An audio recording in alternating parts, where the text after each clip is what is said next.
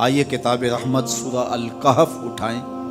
اللہ تعالیٰ نے ایک واقعہ بیان کیا ہے حضرت موسیٰ اور حضرت خضر علیہ السلام کا، کہ حضرت موسیٰ علیہ السلام عزم مصمم کر کے جب چلے تو اللہ فرماتا ہے کہ ہم نے حضرت موسیٰ علیہ السلام کو جس بندے کی نشانی بتائی تھی وہ بندہ ان کو وہاں مل گیا۔ سفید چادر اوڑے حضرت خضر علیہ السلام وہاں لیٹے ہوئے تھے، تو یہ جا کے ان کے پاس کھڑے ہو گئے کہ حضرت میں آپ کی خدمت میں اس لیے آیا ہوں کہ اللہ نے آپ کو جو خصوصی علم عطا کیے ہیں میں ان کو سیکھنے کی غرض سے آپ کی چوکھٹ پہ آیا ہوں۔ کہا تم میرے ساتھ صبر نہیں کر پاؤ گے، معاملے مشکل ہیں، سفر دشوار ہے، منزل کٹھن ہے، اور میرے معاملات ایسے ہیں کہ تم اعتراض کرو گے اس کے بغیر تم رہ نہیں سکتے۔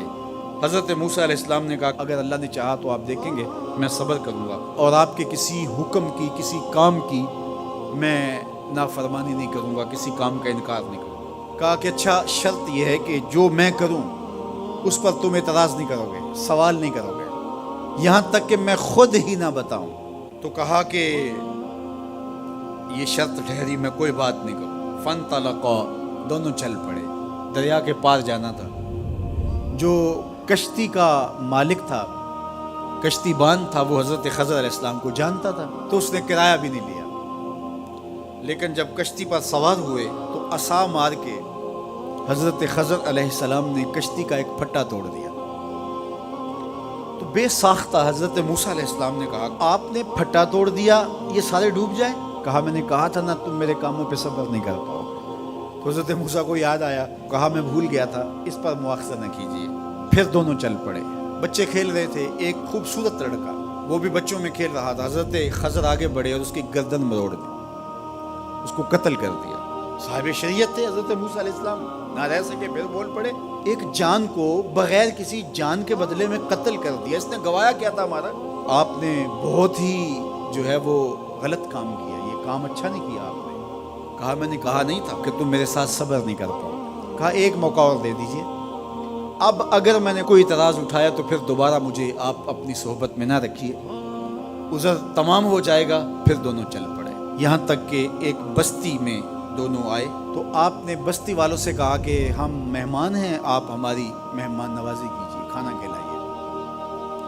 تو انہوں نے انکار کر دیا، کہا کہ ہم تو آپ کو بلایا نہیں ہے، آپ خود آئے ہیں، آپ اپنے کھانے کا خود انتظام کیجیے۔ گزر رہے تھے گلی سے تو ایک دیوار گرنا چاہ رہی تھی، تو جلدی سے اس دیوار کو مرمت کر دیا۔ کہا حضرت ہم اگر چاہتے تو اس پہ اجر لے سکتے تھے، انہوں نے ہمیں کھانا تک نہیں دیا اور ہم ان کی دیواریں سیدھی کر رہے ہیں۔ کہا اب تمہاری میری جدائی ہو گئی، تم نے یہ بھی اعتراض کر دیا۔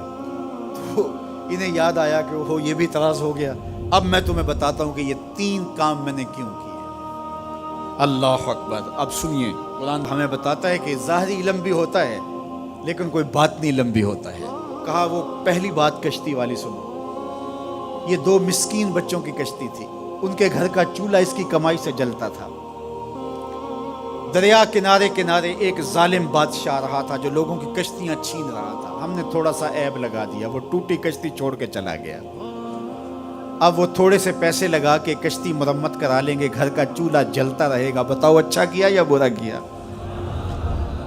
کہا رہی بات اس بچے کی جس کو ہم نے قتل کیا، اس کے ماں باپ مومن تھے، نیک تھے، صالح تھے، بچے نے بڑا ہو کے بہت برا ہونا تھا، ہم نے اس کو قتل کر دیا، اللہ اس کے بدلے ان کو بہتر اولاد دے گا۔ علماء تفسیر نے لکھا ہے اس بچے کے بدلے میں اللہ نے ان والدین کو ایک بیٹی عطا کی جس کی نسل سے 70 نبی پیدا ہوئے۔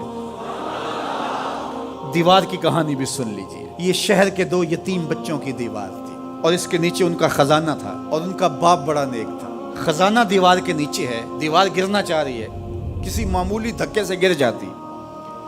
2 ہی صورتیں تھیں، یا وہ بچے خود اپنا خزانہ اٹھا لیتے یا لوگ اٹھا کے لے جاتے۔ لوگ اٹھا کے لے جاتے پھر بھی ہاتھ میں کچھ نہ آیا، اور اگر وہ خود اٹھا لیتے تو بچے ہیں، بچپنے کی وجہ سے وہ اس کو اڑا دیتے۔ تو ہم نے اس کے اوپر دیوار کھڑی کر دی، جب تک وہ اس قابل نہیں ہو جاتے کہ یہ خزانہ نکال کے اس کو صحیح مصرف پہ لگا سکیں، اتنی دیر تک دیوار گرے گی نہیں۔ اللہ اکبر۔ وہ کسی وجہ سے دیوار قائم رہے گی، اور جب وہ اس عمر کو پہنچ جائیں گے جس عمر میں وہ اس خزانے کو سنبھال سکیں گے تو پھر دیوار خود بخود گر جائے گی اور یہ خزانہ نکال کر کے اپنے کام پہ لے آئیں گے۔ میں جب پہلی مرتبہ اس کو جو ہے وہ غور کے ساتھ تلاوت کیا تو مجھے یہ لگا کہ اس کا انطباق پاکستان کے حالات پہ بھی ہو سکتا ہے، اس لیے کہ یہ بھی یتیموں کا سرمایہ ہے۔ کتنے یتیم روتے بلکتے رہ گئے اور ان کے سر سے جو ہے وہ سائے اٹھ گئے اس وطن کے لیے، لیکن میرے مالک نے اس ملک کے خزانوں پر گہرے پہاڑ اور بڑی بڑی دیواریں کھڑی کر دی ہیں۔ جب تک یہ قوم بلوغت تک نہیں پہنچے گی اتنی دیر تک وہ خزانے ظاہر نہیں ہوں گے، اور جب یہ قوم اپنی بلوغت تک پہنچے گی، شعوری بلوغت، فکری بلوغت، علمی بلوغت، اور رب سے جو وعدہ کیا تھا پاکستان کا مطلب کیا، لا الہ الا اللہ، جب اس بلوغت تک یہ پہنچ جائے گی، اس وعدے کی تکمیل ہوگی، پھر رب دیوار ہٹا دے گا اور پاکستان کو اللہ اتنے خزانے دے گا اور پاکستان ایسا مالا مال ہوگا دنیا دیکھنے آئے گی انشاءاللہ۔ اس لیے رب نے دیواریں بنا کے رکھی۔ تمہارا باپ معین الدین چشتی بڑا نیک تھا، تمہارا باپ داتا گنج بخش علی حجویری بڑا نیک تھا، تمہارا باپ حضرت مجدد الف ثانی بڑا نیک تھا، ان کی وجہ سے میں دیواریں کھڑی کر رہا ہوں اور مضبوط حصار لگا رہا ہوں تمہارے خزانوں پر، اور وہ وقت آئے گا جب تم بلوغت کی عمر کو پہنچو گے، دیواریں ہٹ جائے گی اور تمہارا وطن زمانے پہ مہکتے پھول کی طرح اور چمکتے ستاروں کی طرح اور روشن آفتاب کی طرح چمکتا اور مہکتا دکھائی دے گا، اور زمانہ پاکستان دیکھنے آئے گا، پاکستان دنیا کی قیادت کرے گا انشاءاللہ۔ تو کہا یہ تعویل ہے ان باتوں کی جو باتیں میرے رب نے مجھے بتائی، اور یہ میں نے اپنی مرضی سے نہیں کہی، اور جو میں نے کیا اپنی مرضی سے نہیں کیا۔ تو یہ باطنی باتیں ہیں، شاید یہ باطنی باتوں کے جوش میں یہ بات بھی میں کر گیا۔ وہ کیا کسی نے کہا تھا کہ بھری محفل میں ایک راز کی بات کہہ دی، بڑا بے ادب ہوں سزا چاہتا ہوں۔